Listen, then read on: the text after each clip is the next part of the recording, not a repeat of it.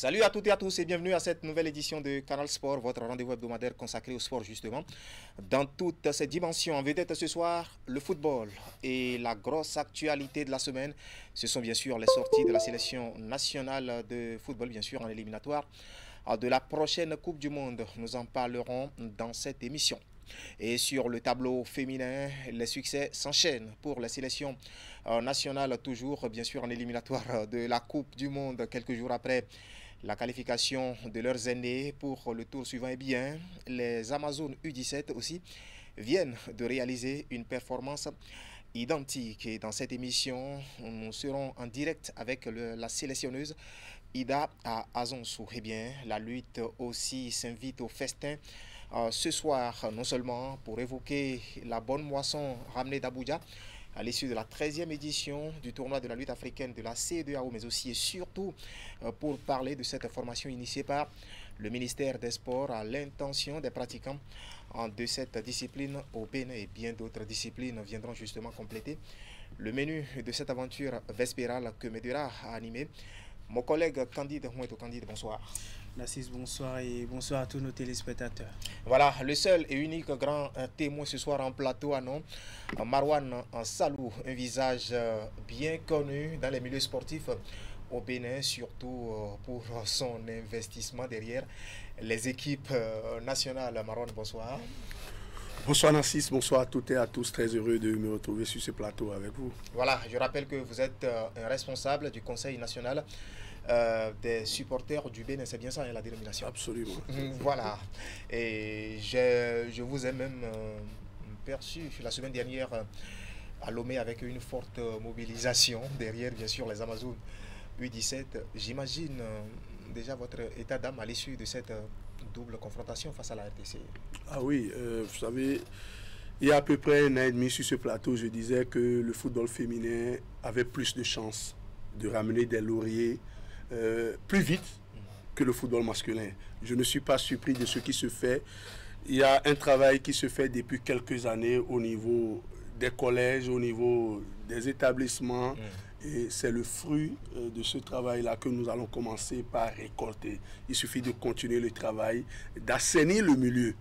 Et les filles vont continuer de ne pas nous faire rêver. Il ne faut pas grandir plus vite que nous ne devons.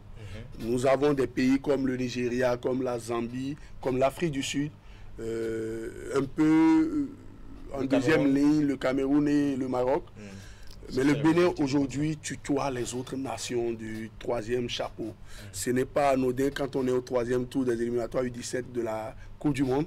Ce sont nos jeunes filles, nos jeunes sœurs, il faut les aider à grandir. De toutes les façons, on va revenir tout à l'heure pour cette émission.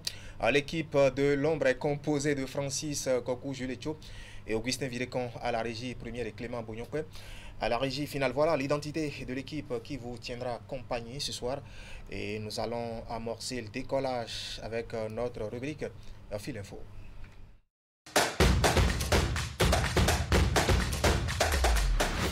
Voilà, Fil Info, c'est le factuel de ce qui a fait l'actualité ces dernières heures. Et nous allons commencer justement par la grosse actualité, je vous en parlais tantôt, le regroupement de la sélection nationale de football dans le cadre justement des 5e et 6e journées des éliminatoires de la prochaine Coupe du Monde de football. C'est bien cela, Nassis, le regroupement qui a officiellement démarré ce lundi. Mais avant cela, hier, veille du démarrage de ce regroupement, on a enregistré l'arrivée de quelques guépards à Durban, en Afrique du Sud, pour préparer le match du 20 mars prochain contre le Zimbabwe sous la houlette du sélectionneur Gernot Ross. Ceux-ci ont tenu en début d'après-midi de ce lundi une séance de réveil de muscles à la plage de Durban. Retenez que jusqu'à l'heure actuelle, à Durban, en Afrique du Sud, pour le compte du match contre le Zimbabwe le 20 mars prochain, les guépards déjà présents sont Rodrigue Fassine, Rachid Moumini, Marcel Dondino, Samadou, Atidikou Gislin, Aoudo Moïse, Adilewou, Mohamed Tidjani Junior, Laïtan Sartuna Lagbe, Johan Roche, Rabiou Sankama, Steve Warren Traoré, Mariano Awangbo, Prondon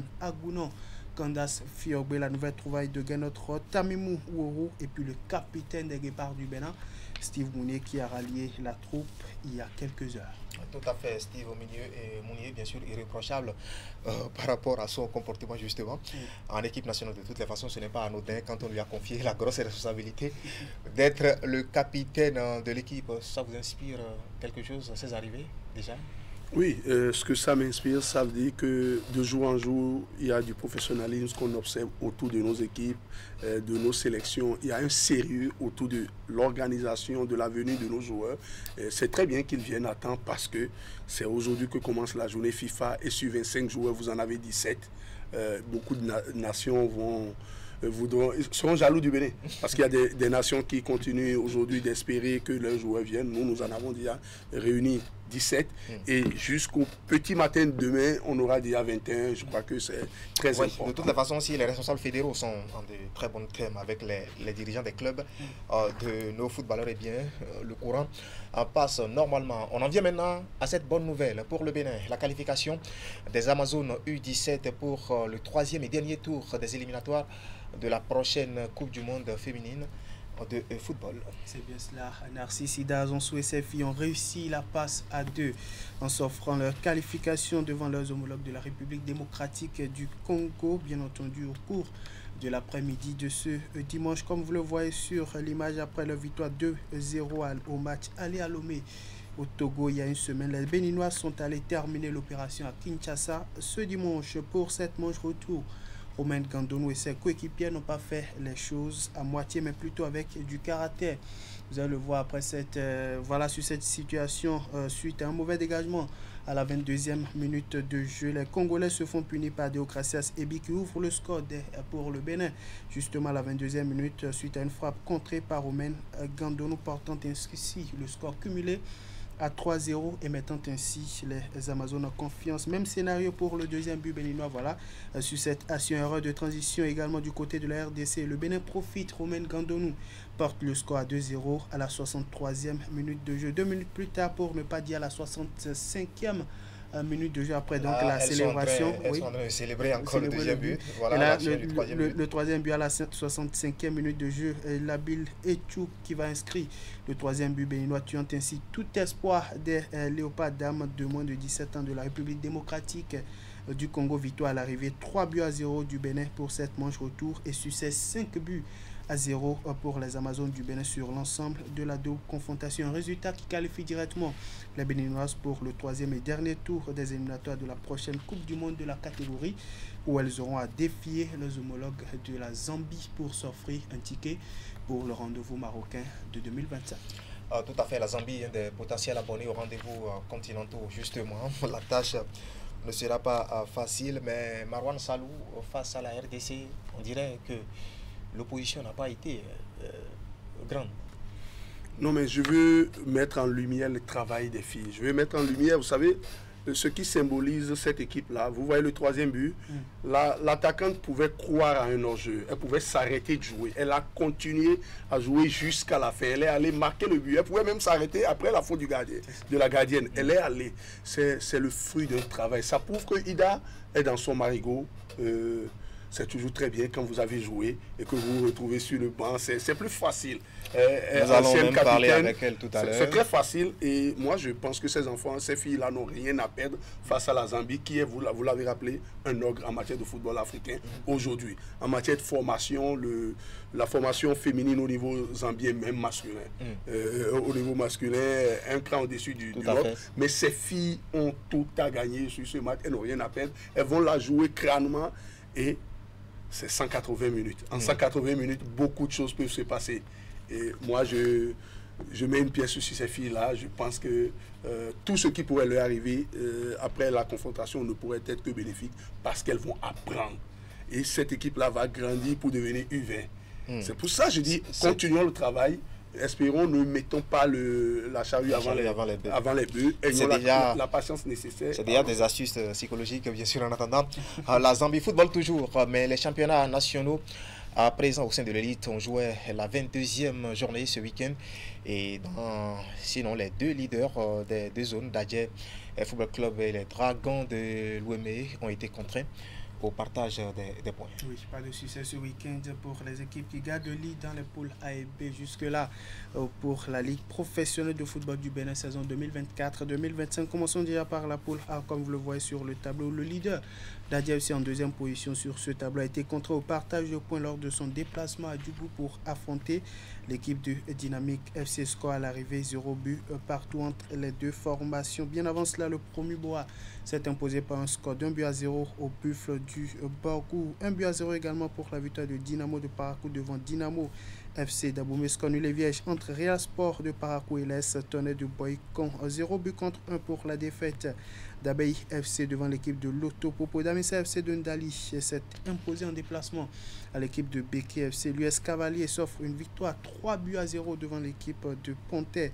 FC. Espoir FC de Savalou et Banigansé ont partagé les points au bout d'un score nul d'un but partout et puis 1-0 pour la victoire de Odu FC et de Comet devant l'équipe de l'AS Takoune. Quant à la poule B, avant de revenir sur les résultats et le classement, parlons de cette rencontre qui a vu Ayema FC s'imposer par un score de 2 buts à 0 à l'équipe de l'AS Police. Un reportage de Gilles Thio et Simon Olanou pour nous faire le résumé de cette rencontre.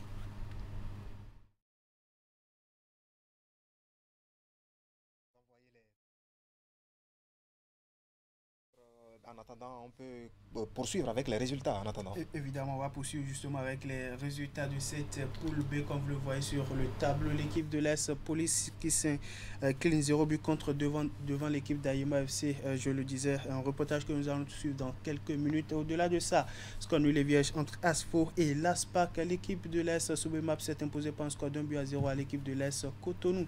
Score nul et vierge entre l'USS Craqué et Coton Football Club Adidja qui a partagé les points avec l'équipe de la jeunesse sportive de Pobet. 2 buts à 0 pour la victoire de Sitatunga devant l'équipe d'Avrancourt Omnisport. Le classico béninois ce week-end s'est soldé par un score nul de 3 buts partout entre les Dragons de Lemay et les Requins de l'Atlantique. Et puis victoire 2 buts à 1 pour l'équipe de l'Étoile Filante devant l'équipe de la jeunesse athlétique de Kétou. Voilà le traditionnel choc du football béninois entre Dragons de Lemay et Requins de l'Atlantique qui n'a connu ni vainqueur ni vaincu. La saveur nostalgique. Vous savez, j'ai été heureux, j'étais un des privilégiés hier. J'étais par la force des choses le commissaire au match de cette rencontre historique. Je crois que cette rencontre-là, véritablement un match à part. Dans la préparation de la réunion technique jusqu'à la fin, c'était un match complètement à part.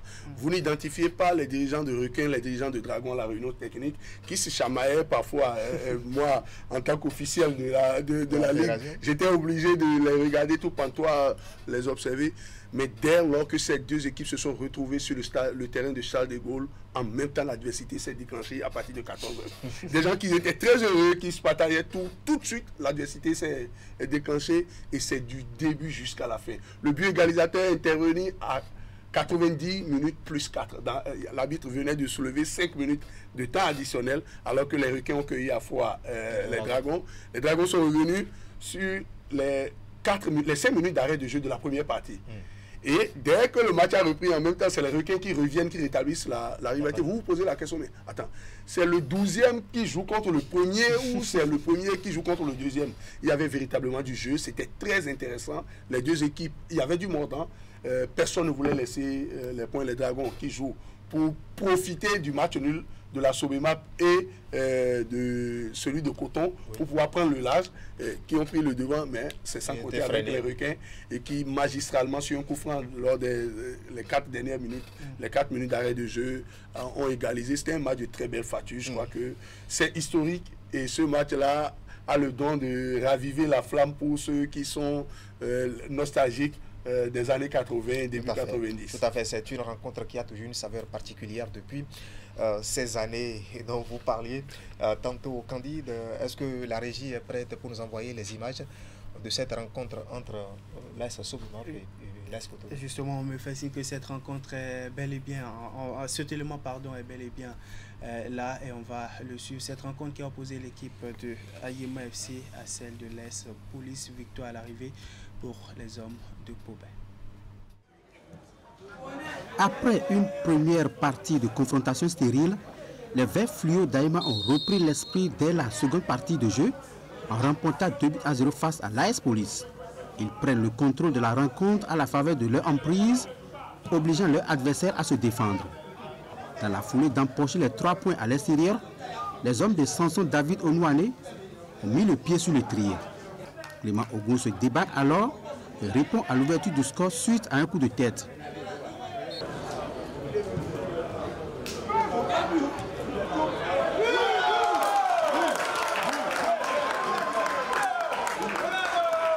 En panne de résultats depuis quelques jours dans le championnat, les policiers décident de corriger l'affront au Bercail.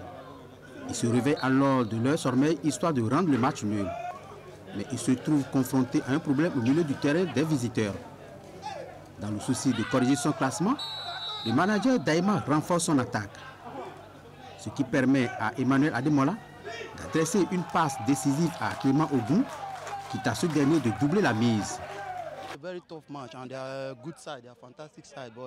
C'était un match fantastique.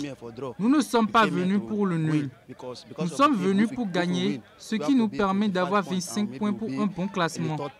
Nous avons suivi les instructions de notre coach de les laisser développer leur jeu parce qu'ils sont à la maison, car ils ont l'intention de venir scorer, ce qui a rendu la première partie nulle et vierge. À la seconde mi-temps, nous avons développé notre propre jeu, suivant toujours les consignes de notre coach. Résultat, nous avons gagné sur le fil de 2-0. Pour le prochain match, par la grâce de Dieu et d'un travail acharné, je vais encore marquer.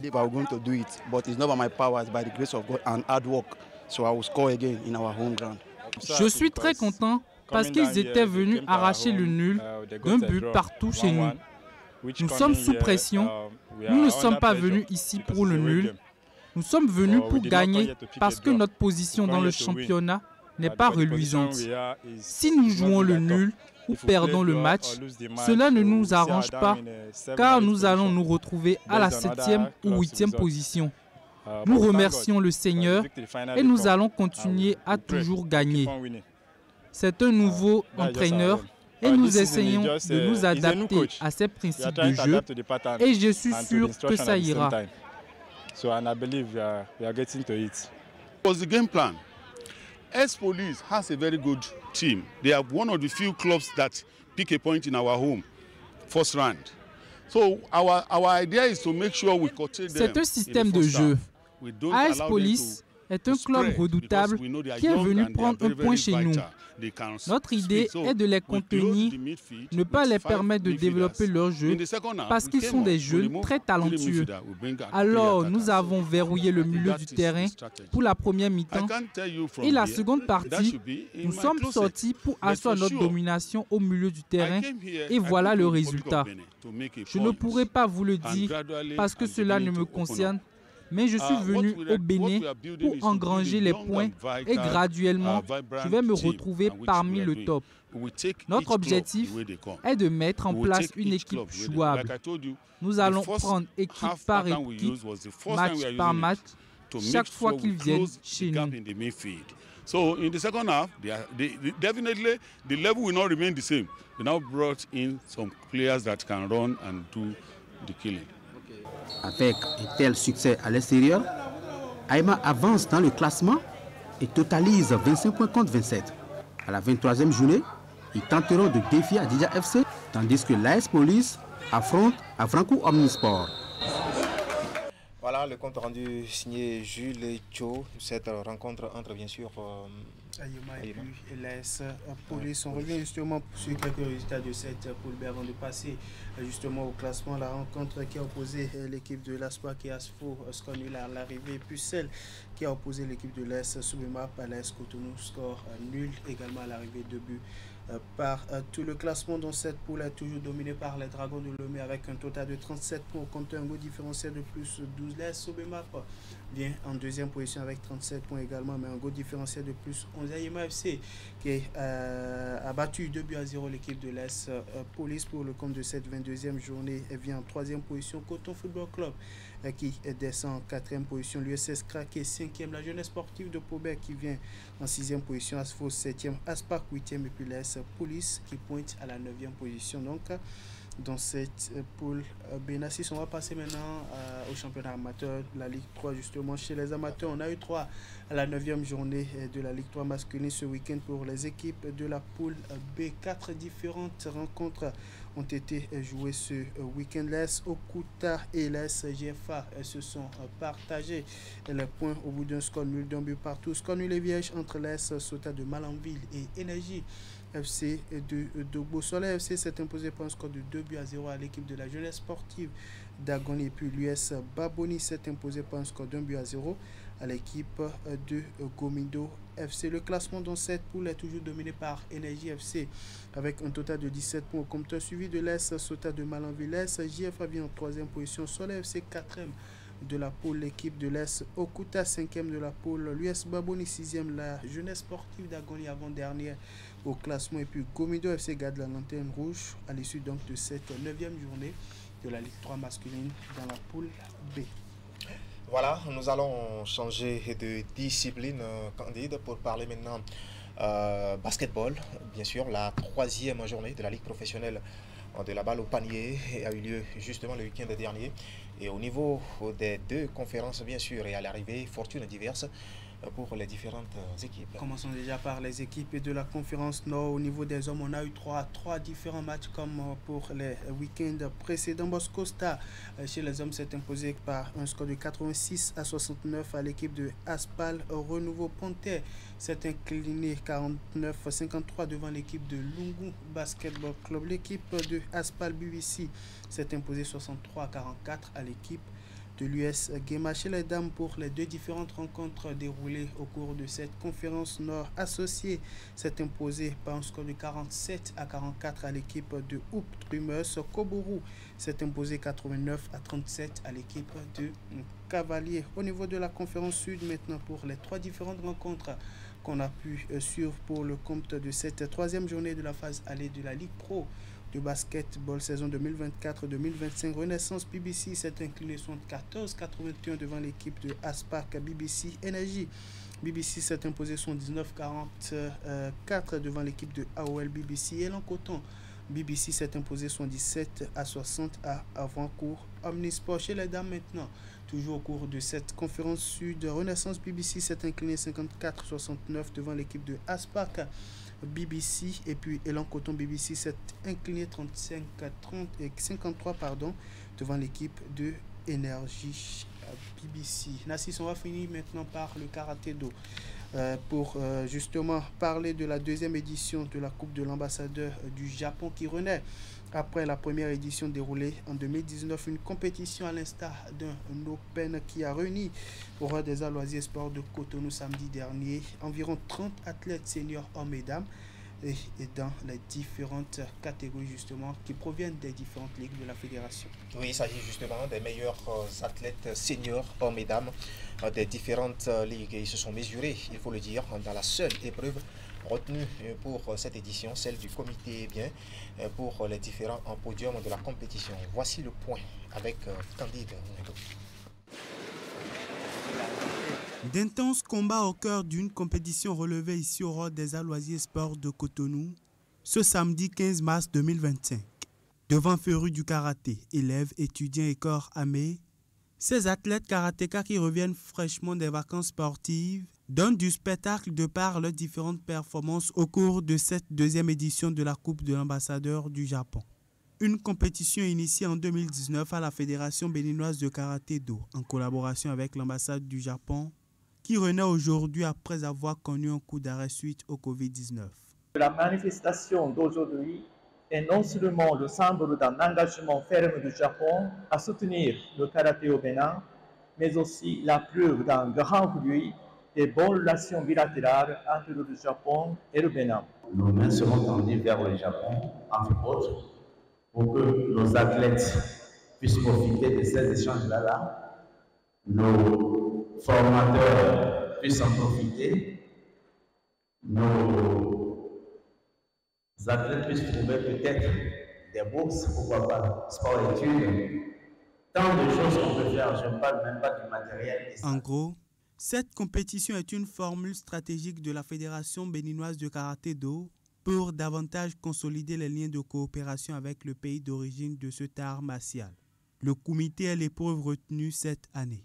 27 athlètes seniors, dont 19 hommes et 8 dames, se sont âprement mesurés pour s'adjuger une place sur le podium dans les 2 catégories respectives.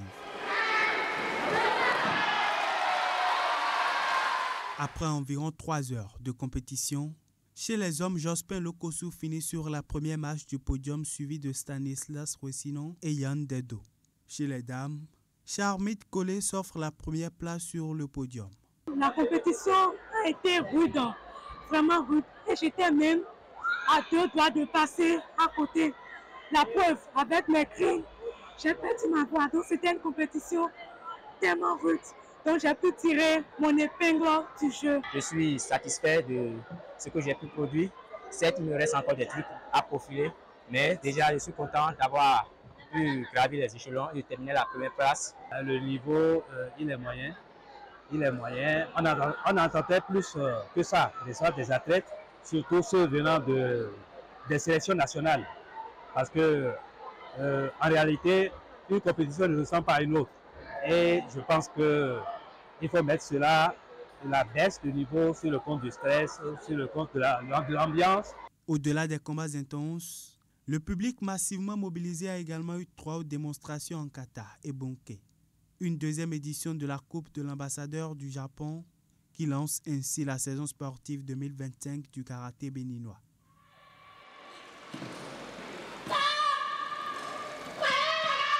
Voilà un reportage signé Candide Mouento pour un des sports individuels, il faut le dire, qui ont ramené beaucoup de lauriers au Bénin à l'international. C'était Fil Info, notre traditionnel tour d'horizon de l'actualité. Place à présent au plein feu sur les performances, aussi bien collectives qu'individuelles. C'est dans notre rubrique Grand Angle.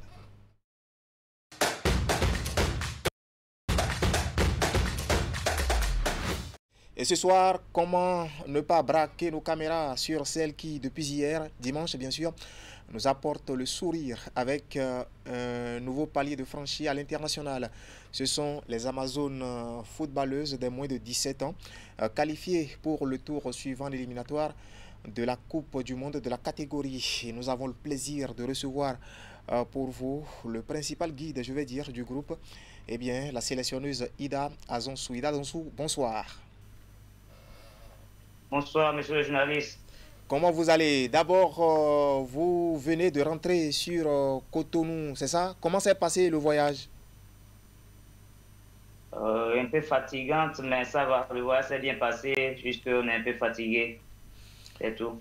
Voilà, vous tapez maintenant aux portes d'une phase finale de Coupe du Monde. Quand on a un tel sésame en main, on gère mieux la fatigue d'un voyage quand même.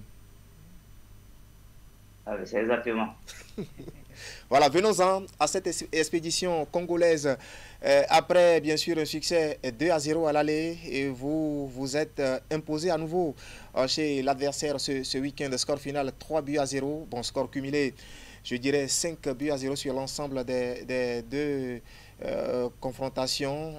Maintenant 3-0, dont 2 buts marqués surtout en seconde période de jeu. Quelle analyse faites-vous de ces performances?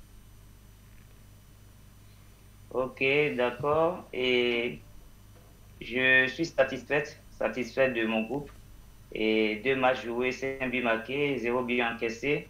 Et on ne peut que se réjouir. Et par rapport, tout n'est pas rose. On a encore beaucoup à faire, vu que nous avons un 3e tour à jouer contre la Zambie, qui n'est pas une petite équipe. Donc, les compartiments de notre effectif qui ne sont pas encore bons, nous allons les travailler avant cette double confrontation contre la Zambie. D'accord. De loin, certains ont trouvé cette performance un peu flatteuse. Est-ce que l'adversaire est aussi faible, ça, c'est ça? L'adversaire n'est pas faible, pas du tout. Et le Congo n'a jamais été une petite équipe, la preuve en est. Et ils sont 107e mondial, si je ne me trompe. Donc, ce n'est pas une petite équipe. Juste que les filles ont montré de la détermination. Elles se sont données. Nous avons fait un travail et qui est en train d'être payé. Voilà. Alors, on se rappelle, juste après le succès à l'aller, les propos du sélectionneur des Léopards dames qui parlait d'une formalité à remplir au retour. Comment avez-vous su remobiliser vos troupes dans cette guerre psychologique? Oh oui, le Congo n'est pas une petite équipe, je l'ai dit tantôt, et le public congolais également ne l'est pas.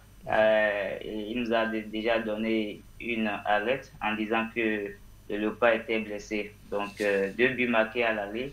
C'est vrai que on a eu l'avantage, mais ce n'était pas aussi quelque chose de facile déjà. Donc, on a préparé mentalement les filles. On leur a fait comprendre que 2 buts, le match aller doit être oublié le plus rapidement possible et que c'est maintenant que nous jouons. C'est comme si c'est maintenant que nous croisons le Congo pour la première fois. Donc, le message est passé. Ce qui n'a pas marché au premier match, nous avons corrigé. Inefficacité devant les buts pendant les 3 à 4 jours qu'on a travaillé avant de prendre le départ sur le Congo. Et c'est ce qui a marché en terre congolaise. Tout à fait. Alors, quelques jours plus tôt, ce sont leurs aînés qui réalisaient une performance presque identique, toujours en éliminatoire de la Coupe du Monde. Est-ce que cette performance des seniors a été pour quelque chose dans le comportement de vos joueuses? Bien sûr, elles se sont inspirées de leurs aînés. Et je peux aussi dire que le foot féminin béninois est en train de décoller. Il y a un travail qui se fait à tous les niveaux. Et c'est vrai qu'il reste encore beaucoup à faire, mais pour le moment, nous pouvons être déjà un peu satisfaites du travail qui a été fait jusque-là. Voilà, question personnelle à Ida Azonsou. Alors, de joueuse à entraîneuse jusqu'à devenir sélectionneuse, est-ce que c'est la plus grosse performance de votre carrière? Cette qualification, justement. Cette qualification, oui, puisque nous n'avons jamais atteint le 3e tour et à la limite 2e tour. Donc, si nous sommes arrivés là aujourd'hui, je ne peux que me réjouir. C'est un grand plaisir pour moi d'être aujourd'hui à la tête de la sélection. Et bon, je peux dire que c'est une belle performance qu'on a eu à faire. Mais c'est aussi le travail de tout un staff. C'est ça. Et le staff au travail, c'est le travail de tout un groupe uni qui a un même objectif. On se bat pour faire de bons résultats pour le peuple béninois. C'est ça. Et maintenant, devant le dernier obstacle à franchir, vous en parliez tantôt pour aller à cette Coupe du Monde. Ah non, la Zambie. Et avez-vous déjà une idée sur cet adversaire-là? Oui, nous savons que la Zambie faisait partie déjà de l'expédition passée de la Coupe du Monde. Donc, c'est une équipe mondialiste. Et nous savons également que la Zambie a gagné la Tanzanie en aller-retour. Donc, et pour le moment, c'est ce que nous savons de l'équipe. Nous aurons le temps d'étudier cette équipe et savoir comment entamer cette double confrontation. D'accord.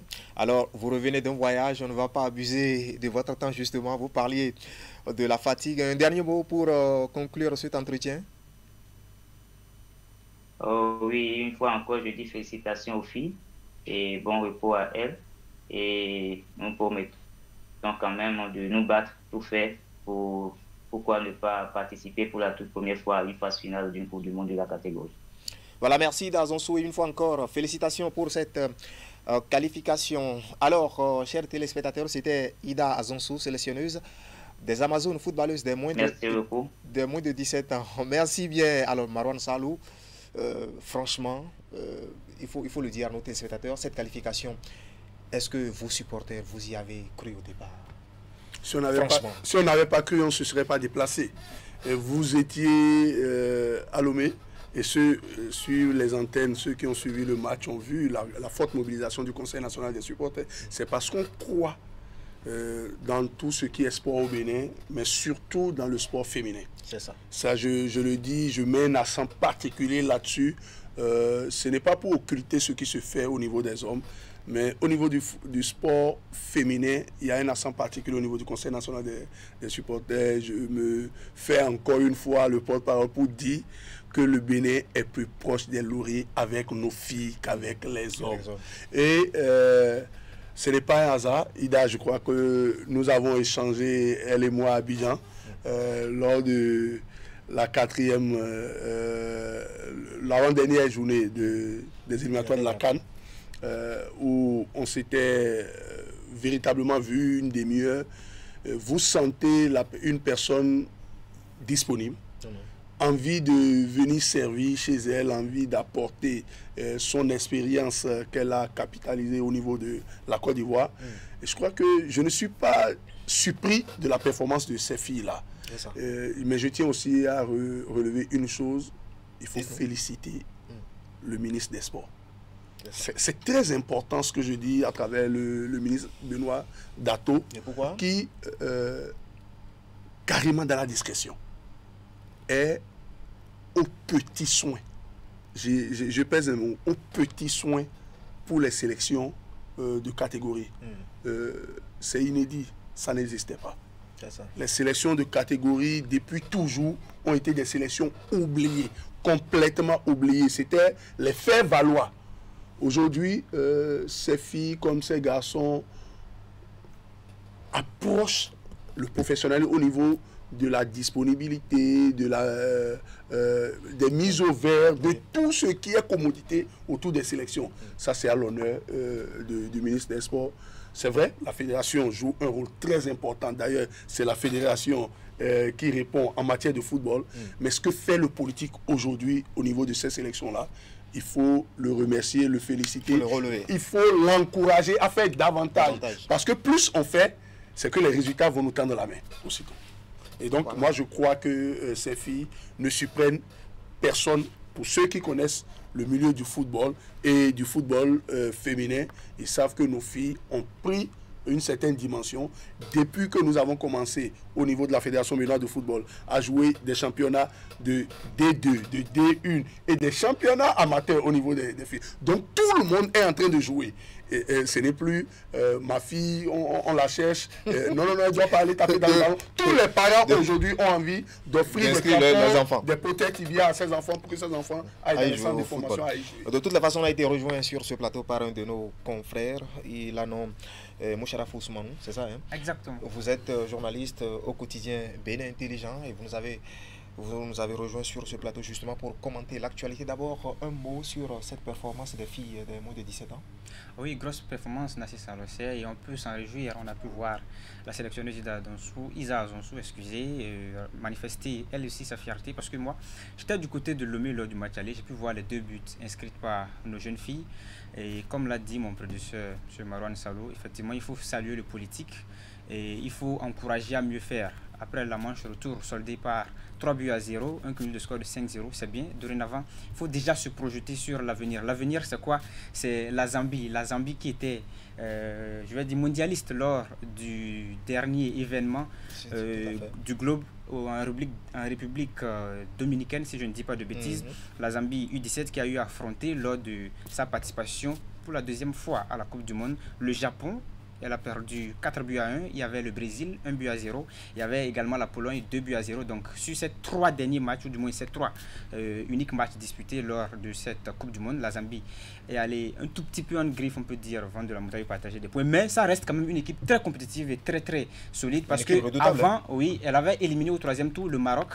La première confrontation disputée à Lusaka, c'était 3-1 en faveur des Copper Princess avant d'aller faire un match nul 0-0 du côté de Berkane. Donc, cette équipe zambienne, il faut la prendre au sérieux et ça pourrait passer du 18 au 28 avril. Nassi, si vous permettez rapidement, j'ai un appel à faire à l'endroit du politique qu'a bien décrit, qu'a bien encensé Marouane Salou et également à la Fédération béninoise de football.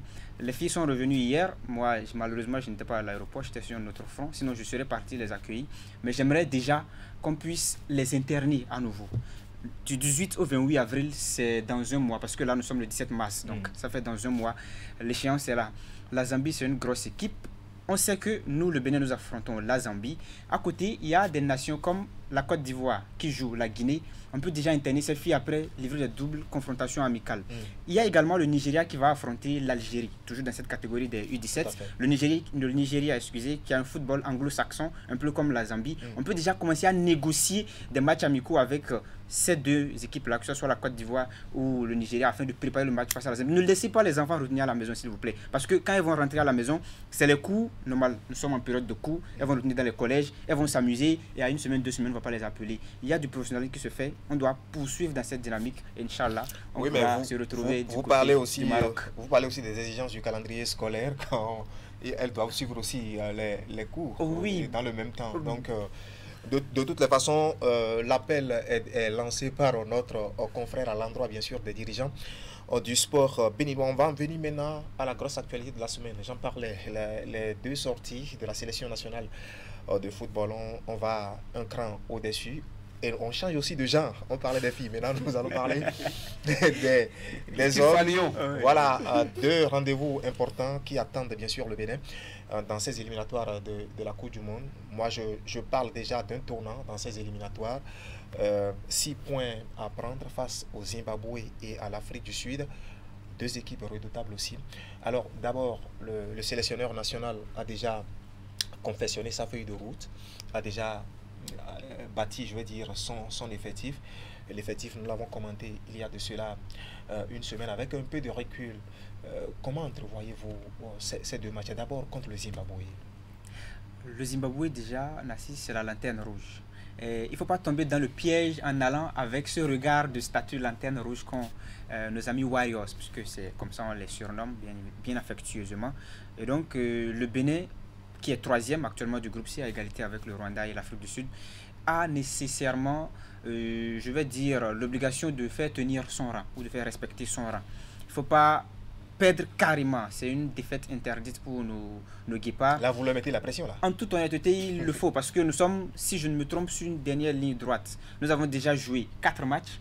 Il en reste 6. Donc, nous sommes plus ou moins à la moitié de ces expéditions, de cette échéance. Oui. Donc, ce n'est plus le moment de baisser la garde. Au contraire, il faut monter la dragée bien plus haute et on a les moyens de le faire. Si on a pu, dans cette campagne des éliminatoires de la Coupe du Monde, battre le Rwanda et le Nigeria, alors il va falloir serrer les ceintures et aller chercher cette victoire face au Zimbabwe et à l'Afrique du Sud. Voilà, face au Zimbabwe et à l'Afrique du Sud, justement, c'est vrai, la victoire contre le Nigeria dans cette campagne a été fondatrice d'un rêve, bien sûr, pour cette Coupe du Monde. Mais d'aucuns parlent d'un incident de parcours parce que derrière on a vu la réaction du Nigeria. Le Nigeria avait haussé le ton, surtout pour les éliminateurs de la CAN, et nous avons vu ce que cela a donné. Mais aujourd'hui on parle de Zimbabwe et de l'Afrique du Sud. Marwan Salou, est-ce que c'est 2 adversaires à prendre vraiment au sérieux? Très au sérieux. Je crois que c'est vrai, vous avez évoqué la victoire du Bénin face au Nigeria à Abidjan 2-1. Mais je voudrais évoquer le match retour des éliminatoires de la CAN face au Nigeria. Ouais. Je voudrais évoquer la dernière journée face à la Libye à Tripoli. Des matchs références. C'est des matchs références. Cette équipe-là, où vous jouez avec des couteaux suisses. Vous avez dans l'axe central un garçon qui est devenu par la force des choses le taulier de la défense, Tidjani. À côté, il y a le jeune couteau suisse que nous avons balancé dans tous les sens. Tous les sens. Latéral, récupérateur, il s'est retrouvé à côté, Alain Roche. Et vous avez pour moi la plus grosse surprise, c'est Tamimou. Ce garçon que j'ai vu à Niamey, lors des éliminatoires de la Coupe UFOA. La Coupe UFOA, qui qualifiait les U20 pour la CAN. Ce garçon que j'ai vu dans ce championnat-là. Je lui prédisais toutes les qualités, mais je n'ai jamais vu, je n'ai jamais imaginé Tamimou latéral gauche, Tamimou latéral droit. Sur 2 matchs, on l'a alterné sur tous les postes et il a répondu présent. Et surtout, ce milieu de terrain insouciant.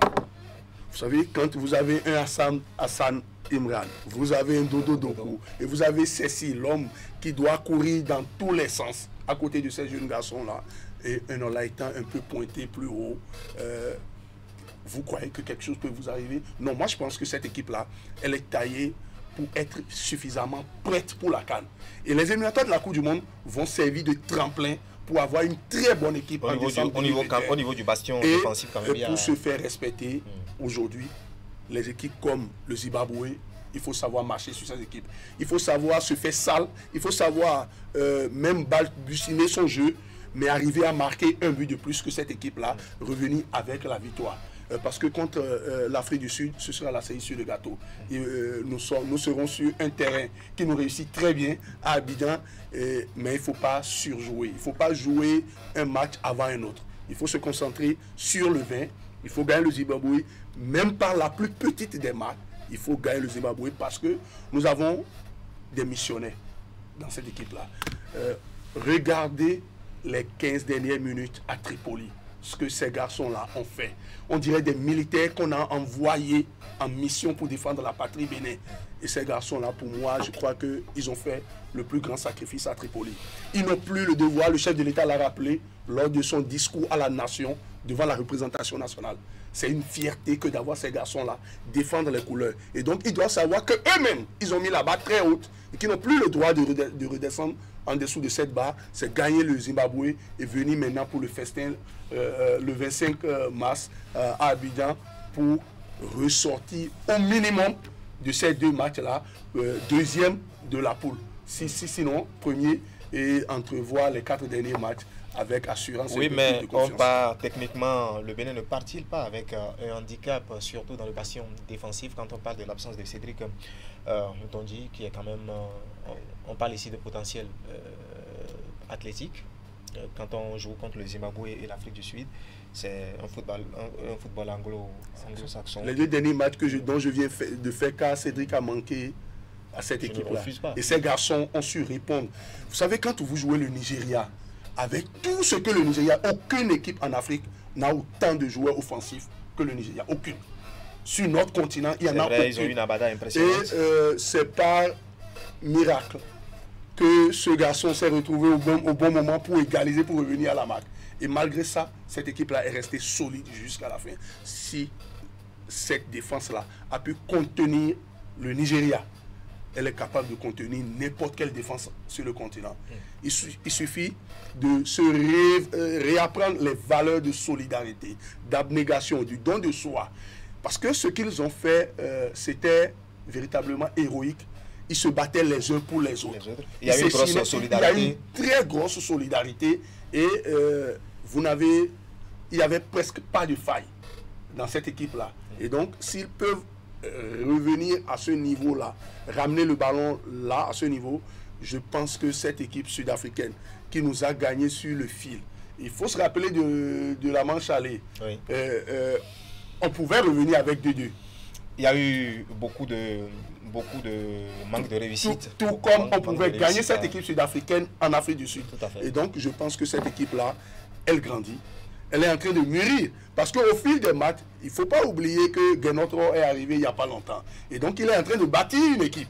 Au fil des matchs, l'équipe est en train d'acquérir de l'expérience. Il y a de la complicité, il y a des phases de jeu qui sont en train de se créer.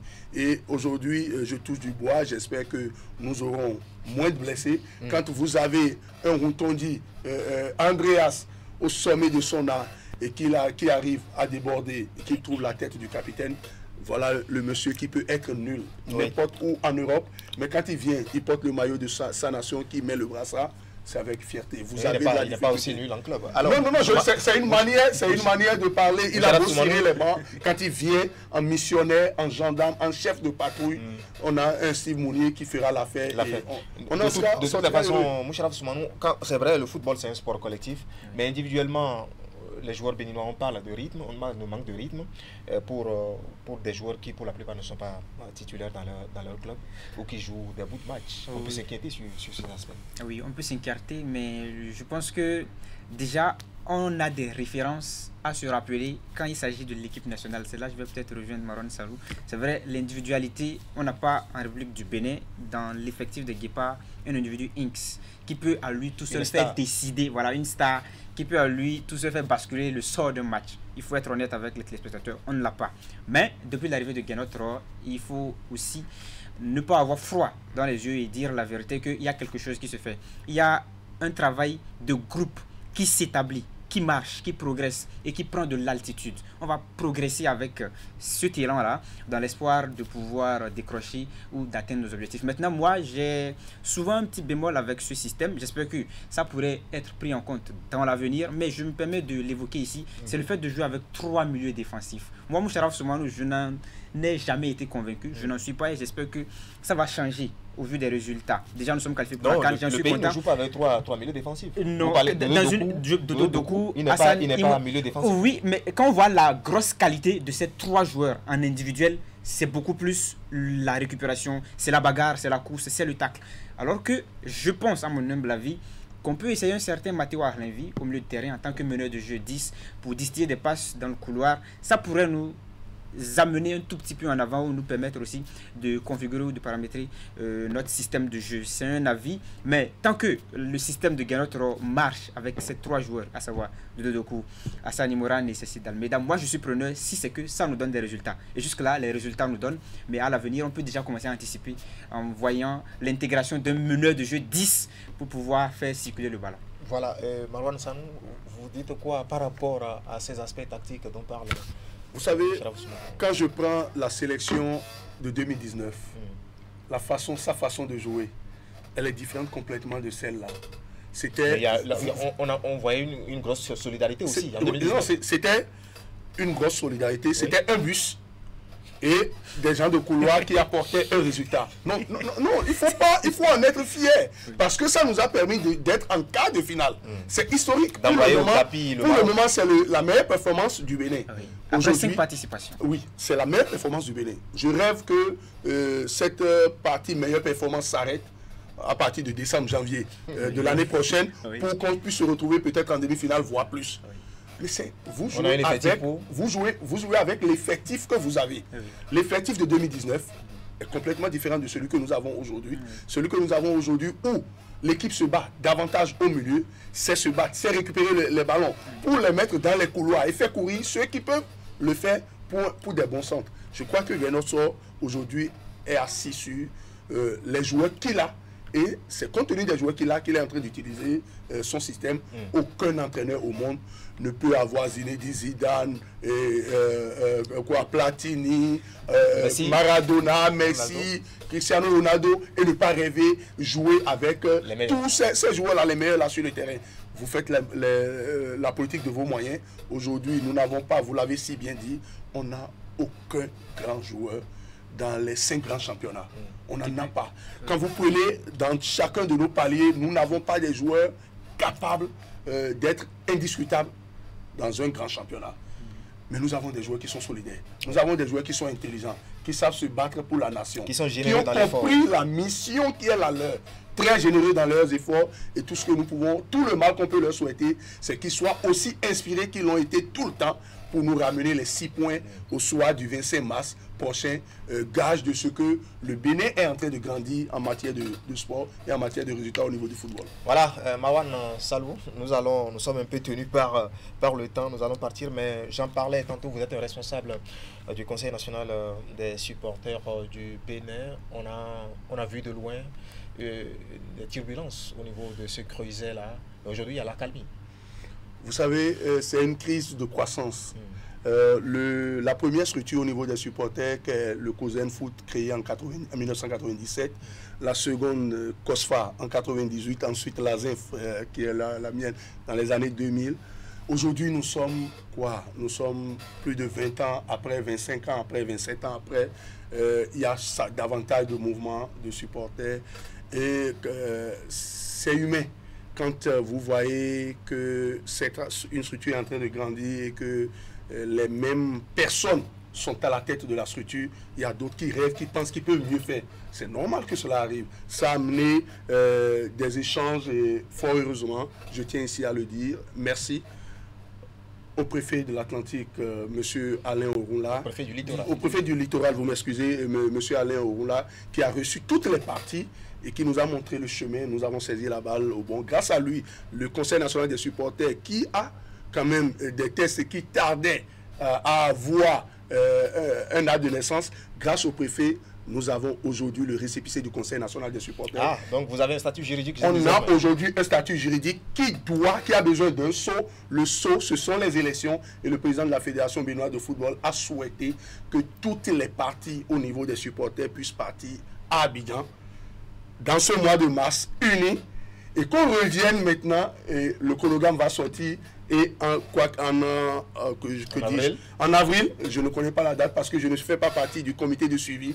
En avril, il y aura une élection pour qu'il y ait véritablement une équipe dirigeante élue conformément aux tests à la base juridique, ce que nous avons, parce que nous sommes dans la loi 1901. Vous ne pouvez pas demeurer éternellement dans les consensus. Il faut évoluer avec le temps. Aujourd'hui, nous avons des tests. Il faut aller aux élections pour installer véritablement une structure. Merci Marwan Salou.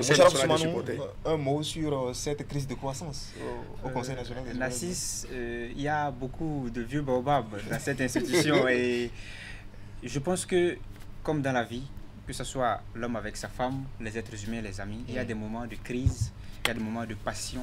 Après, c'est la crispation.